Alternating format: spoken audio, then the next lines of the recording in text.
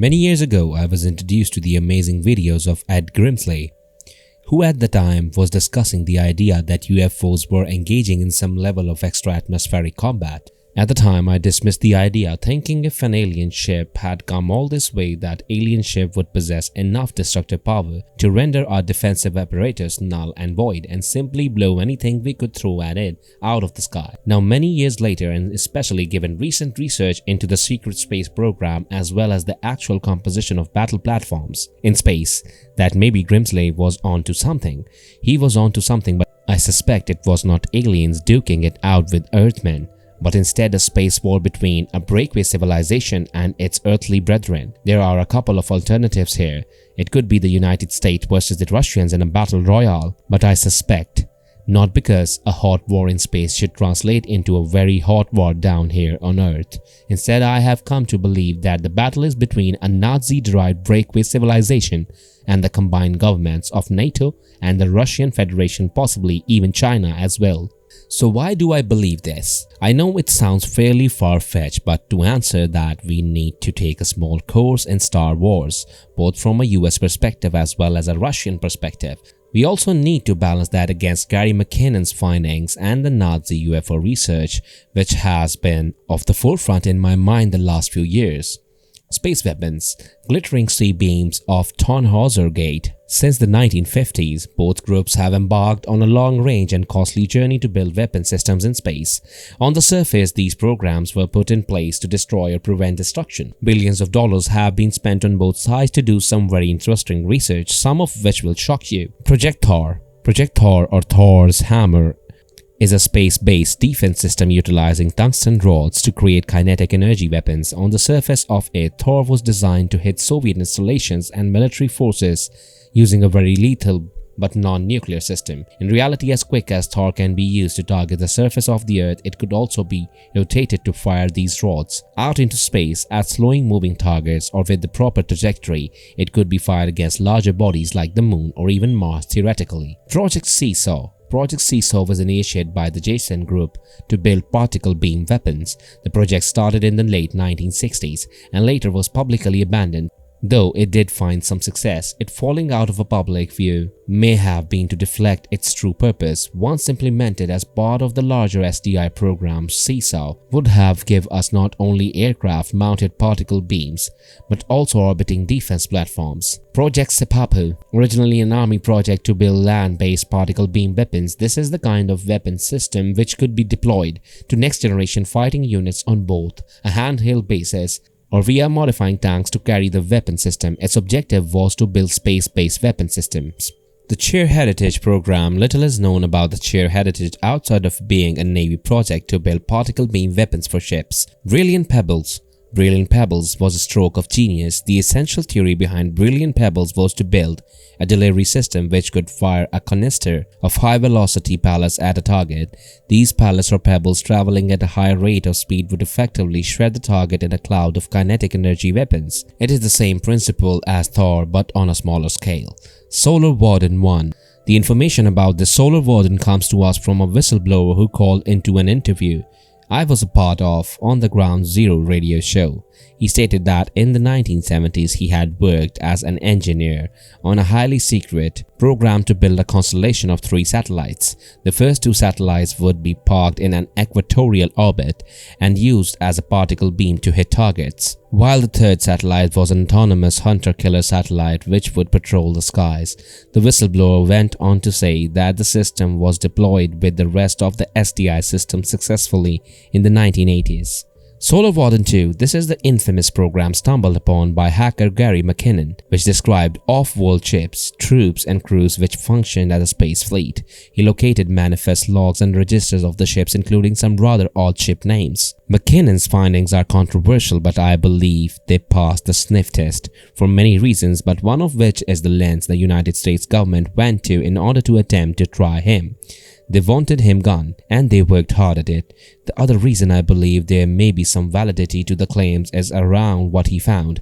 Much of what he found appears to be logistical in nature, and while secret probably carried a lower secrecy rating than say specifications of the ships. it should all be highly classified, but one would suspect that logistical data would be a little lower and probably was the cause of the breach. Manned battle platforms have space cannon. Particle cannon will travel. Okay, so at this point we can see starting in the late 1950s there was an aggressive line of research coming out of the military to build space-based weapons. At the same time, the military, both Soviet and American, embarked on a manned battle platform strategy. We will never know how successful the programs were, but conventionally, we are told the plans were never completed, or the carcass of the battle station was deorbited and burned up. I can understand the logic of believing the conventional, but I think in this case, and given that we have seen over time, I think there is a case which can be made that at some level these stations were built and are up there, or maybe they have been suppressed by automated defense systems. We do need to remember that DARPA is almost 50 years ahead of us here in the conventional world. So what did they come up with? The Manned Observation Laboratory, the MOL, United States Air Force project to build and later deploy a manned battle station equipped with a laser. The two-man crew, both Air Force astronauts, and yes, the USAF does have its own astronaut corporation, were designed to spend 3 to 6 months on board, armed with the laser cannon or possibly a particle cannon. Their mission ostensibly was to be ready to attack then Soviet space-based platforms or space planes. The Almaz. The Almaz was the Soviet equivalent of the MOL. It was indeed launched and crewed for some time and was armed with a 23mm cannon. The cannon was actually a massive engineering feat, since the designers actually had to place rockets on the sides of the Almaz to counteract the force of firing. Cosmonauts who served on the Almaz report that it was quite an adventure to fire the cannon and know that it was indeed fired several times. Personal conversations had with several people who worked on the Soviet space program indicate that there were possibly up to 3 Almaz stations in orbit, and they were fully equipped to attack if ordered. Were there MOLs in orbit? Yes, there was at least one, and the crew was carried up to it via Gemini B launch vehicle. But what about Skylab? There are rumors that Skylab was armed as well, but I have seen no concrete evidence of it. But that being said, it stands to reason that it could have been. It would make sense, especially considering the compositions of the crew, all military, and the proximity of the Skylab program and the ending of the MOL program.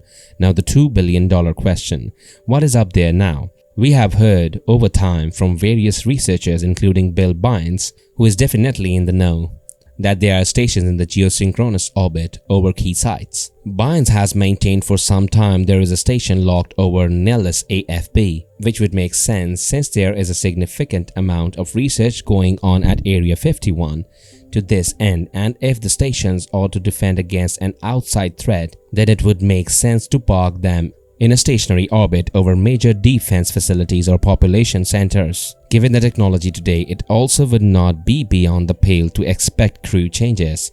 A last solar Warden were being done via a next-generation spacecraft. The MOL and Almaz were very real projects with paper trails, so we do indeed know both of these battle stations were placed in orbit, so I think it is logical to assume others could have been built in orbit or on the moon and ferried over. The will was there, as was the funding. Moon bases. The 1960s was a turbulent time, unpopular wars, social unrest, and apparently a vigorous space weapon program, so it should not surprise us that even while the MOL was being operated, both the Army and Air Force had also come up with plans to occupy the moon. The Soviets had a program too. Project Horizon, a US Army project to build a moon base by 1967. The base would have offensive and defensive capabilities, as was to be staffed by a crew of over 200 specially trained Army soldiers or astronauts by 1965. Again, as we have seen, this project was publicly killed off, but that doesn't mean it didn't enter the Special Access Projects realm, where there is lots of money and no oversight. Project Lunix. Project Lunix was the Air Force equivalent of the Horizon and called for a crew of 21 to live on the underground defense station at a cost of mere $7.5 billion. The interesting part of this project is that it predated the Apollo program, and if operational may explain why the moon hoax theories swirl around even to this day. Project Zvezda. Zvezda was a Soviet project.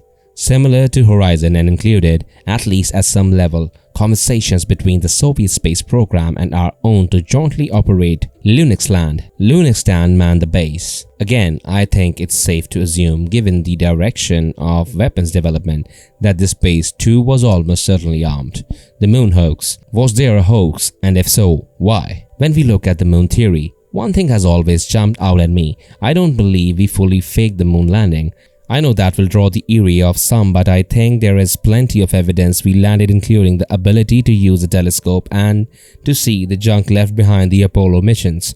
It's true you can use a telescope and see the junk we left behind. Obviously, these projects did not include the basic law of camping, which is to leave it better than you found it. So why the falsification? I think, given what we know about Horizon and Lunix, it is not beyond the realm to believe that Armstrong and Aldrin may have indeed seen something they were not supposed to, so steps were taken to cover up what they saw. Think of how defeating it would have been to Armstrong to jump off to Lem and pronounce, "This is one small step, man, and one giant leap for mankind." Oh, why are those guys standing on the ridge staring at us? This is the plausible scenario. Apollo 11 was off course and missed its landing zone, so Armstrong had to manually land the LEM. So they landed in an unprepared location. So by landing in an unprepared location, the astronauts, may have been exposed to technology or people they were unprepared for. What followed was a tour de force of covering up. Fake photos, brainwashing, maybe even the involvement of Stanley Kubrick. It's all there for the asking. In fact, as evidence of the level of cover-up perpetrated on the Apollo 11 program, there is an interesting story Buzz Aldrin relayed while being interviewed on C-SPAN, which I think does lend a level of credence to this line of research. During the interview, Aldrin was asked what it was like on the moon, and he responded by talking about seeing the tiny blue dot of the Earth and speaking about magnificent desolation. But he also said, when he originally came back to Earth, he was at a dinner party and someone had asked him the same question. Aldrin said he didn't know how to answer and started to panic, effectively having a panic attack, and headed off to the bathroom where he threw up. This is the classical mind control block and is placed over a memory to stop that memory from surfacing. Instead, the victim feels physically ill to deflect the topic. Something was obviously up because shortly after the fanfare had died, Armstrong went into seclusion and only really granted interview. Why would a national hero hide? Because he's just a shy guy who doesn't like the attention, possibly, but more than likely, he knew that he had participated in something amazingly dangerous because he had seen things. Summary: it's obvious something is happening. I think we can only continue to overstate the obvious on that. We have independent confirmation from sources that both NATO and the Russian Federation have a significant investment in exotic and space-based weapons. We are also told that the investment was for a missile shield. We are told that was for World War III, and the truth is World War III never came. There was no attack, nor would there ever be, because of the MAD principle. War planners on both sides could see no end state where a limited nuclear exchange took place. To initiate that kind of armed conflict would only end with the destruction of the entire planet. So why all the weapons and weapons programs? Why is Ed Grimsley getting some amazing footage consistently of a battle in space? I would argue that it is because those weapons are not to protect us from the Russians or vice versa. Instead, I would argue that there is a war in space. Right now, Grimsley has found a way to capture it, but who is that war against? I know it sounds like a plot of a recent film, but I would say those platforms and weapon systems are designed to keep people away, and I think the best candidate for that breakaway is some derivative of the Nazi regime. A regime in hiding on the moon, or more likely Mars. Need some proof? In the 1990s, there was a slate of triangular UFO sightings across Europe and a few in the United States as well. These UFOs tended to follow motorways and hang out near military or telecommunication facilities. They also shot beams of light into selected graveyards. Now I know what you are thinking, aliens would do that. The obvious question is why? Are they monitoring our nuclear reactors as space brothers sent from Venus who want to make sure we protect our environment? Probably not. More likely they are Nazi ships watching our capabilities. That makes sense and passes the sniff test. Somebody thought that malicious aliens will try at some point to conquer the Earth, and that's how the top secret space program known as Solar Warden was put in place, or better said, in orbit. A futuristic project of such amplitude could have only been completed with the aid of advanced alien technology, be it from reverse engineering, recovered artifacts or crafts, or through direct help received from the benevolent species of ETs that seemingly support the humankind. The Solar Warden space program had been initiated about 30 years ago and has since been operational in Earth's orbit without the general public knowing about it. It might sound a bit far-fetched, but let's have a look at what the British hacker Gary McKinnon had found in 2001 laying on the digital shelves of the US military. After hacking his way into about 100 US military and NASA terminals in search of government's files on free energy and other technologies potentially useful for the public, McKinnon came across the unexpected yield, secret files mentioning of a non-terrestrial officers, and also information about fleet-to-fleet transfers. During his search, another term kept appearing more often than others: Solar Warden. These are some very credible, relied upon people, all saying yes, there is UFO technology, there's anti-gravity, there's free energy, and it's ET in origin, and they have captured spacecraft and reverse engineered them, said Gary McKinnon.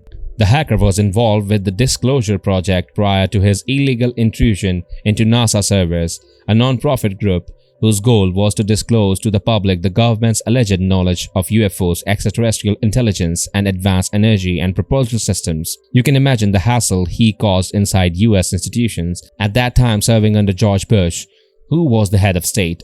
After the Justice Department identified the perpetrator, a merciless accusation claiming this was the biggest military computer hack of all time demanded McKinnon's immediate extradition. The outcome, if honored by the United Kingdom, would have sentenced the hacker to life in prison and millions of dollars prejudice to be paid. Fortunately, after a series of legal proceedings in Britain, McKinnon was exonerated due to the game-changing information he still possessed, but was forbid to reveal as an outcome of the bargain. However, none could retract the previously disclosed information, which even today remain available to the public. Here's what the UK hacker had revealed about the top secret space fleet known as Solar Warden. It incorporates numerous spaceships with various particularities. There are 8 huge cigar-shaped motherships and approximately 4 dozen smaller scout vessels. The fleet is operated by the United States Naval Network and Space Operations Command, with hundreds of space marines serving aboard 3 crafts.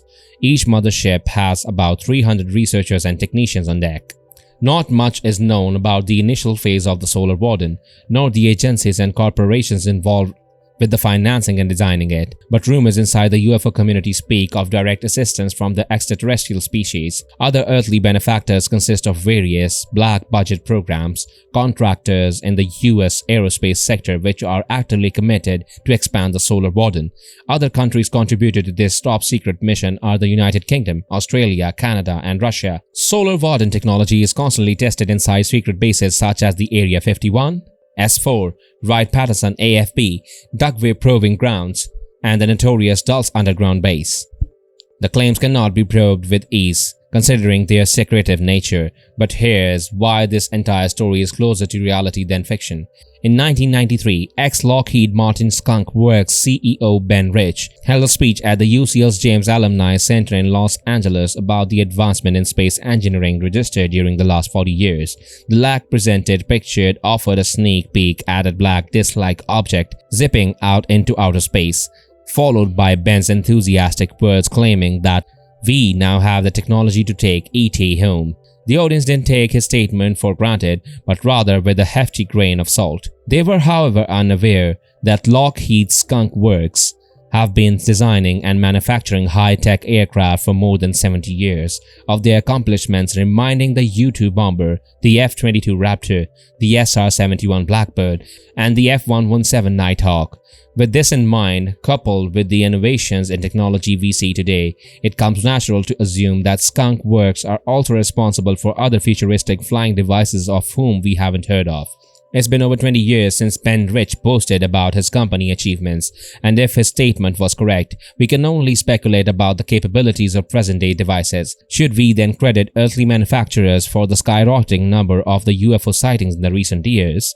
Are flying saucers part of the notorious Solar Warden? If so, the existence of an ultra-secret space program far exceeding Our human imagination will certainly explain a number of things on this planet and don't add up, and of course clean the reputation of everyone labeled as a conspiracy theorist. If you enjoy this video and want to see more like it, please consider subscribing to us and hitting the like button.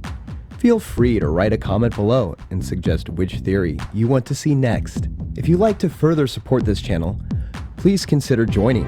Our membership link will be found in the description box below. We appreciate your support, and as always, thanks for watching.